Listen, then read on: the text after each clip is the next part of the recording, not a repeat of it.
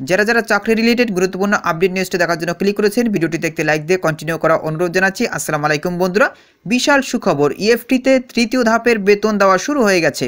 ইএফটিতে তৃতীয় ধাপের বেতন যারা যারা পাবেন আজকের এই ভিডিওটির মাধ্যমে জানতে পারবেন। এই জন্য অবশ্যই ভিডিওটি প্রথম থেকে শেষ অবধি দেখার চেষ্টা করবেন। তাহলে চলুন মূল ভিডিওটি শুরু করা যাক। প্রিয় বন্ধুরা, মূল ভিডিওটি শুরু করার আগে বরাবরের মতো ছোট্ট একটি রিকোয়েস্ট থাকবে, আপনি যদি আমাদের এই পরিবারে নতুন দর্শক হয়ে থাকেন, এরকম নতুন নতুন চাকরি রিলেটেড আপডেট নিউজ সবার আগে পেতে আমাদের এই চ্যানেলটি সাবস্ক্রাইব করে রাখুন। প্রিয় বন্ধুরা, দেখতে পাচ্ছেন দ্য ডেইলি ক্যাম্পাস পত্রিকায় একটি গুরুত্বপূর্ণ প্রতিবেদন প্রকাশ করা হয়েছে। তৃতীয় ধাপে ইএফটিতে বেতন পেলেন 84,000 শিক্ষক কর্মচারী।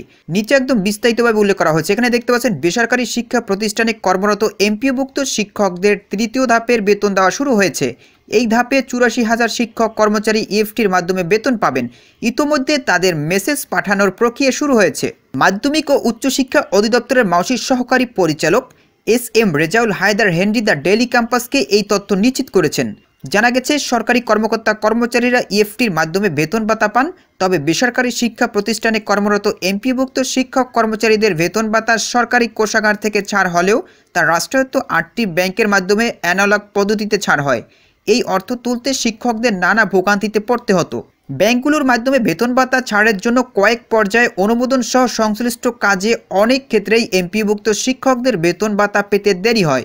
অনেক সময় পরের মাসের 10 তারিখের পর আগের মাসের বেতন ভাতা জোটে।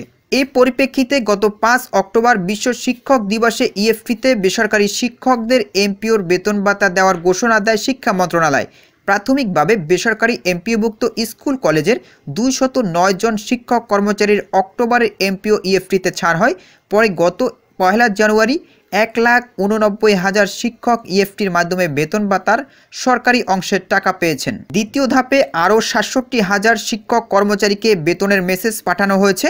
এবার তৃতীয় ধাপে 84,000 শিক্ষক কর্মচারীকে বেতনের মেসেজ পাঠানো হচ্ছে। তো প্রিয় বন্ধুরা, আশা করি আপনারা আপডেটটি সম্পর্কে বিস্তারিত জানতে পেরেছেন। অনেকেই চিন্তিত যে তৃতীয় ধাপে কত হাজার লোক ইএফটির মাধ্যমে বেতন পাবেন। এখানে দেখতে পাচ্ছেন স্পষ্টভাবে বলা রয়েছে, তৃতীয় ধাপে 84,000 শিক্ষক কর্মচারী বেতন পাবেন ইএফটির মাধ্যমে। অলরেডি কিন্তু মেসেজ পাঠানোর প্রক্রিয়া শুরু হয়ে গেছে। দেখতেই পাচ্ছেন এখানে তৃতীয় ধাপে 84,000 শিক্ষক কর্মচারীকে বেতনের মেসেজ পাঠানো হচ্ছে।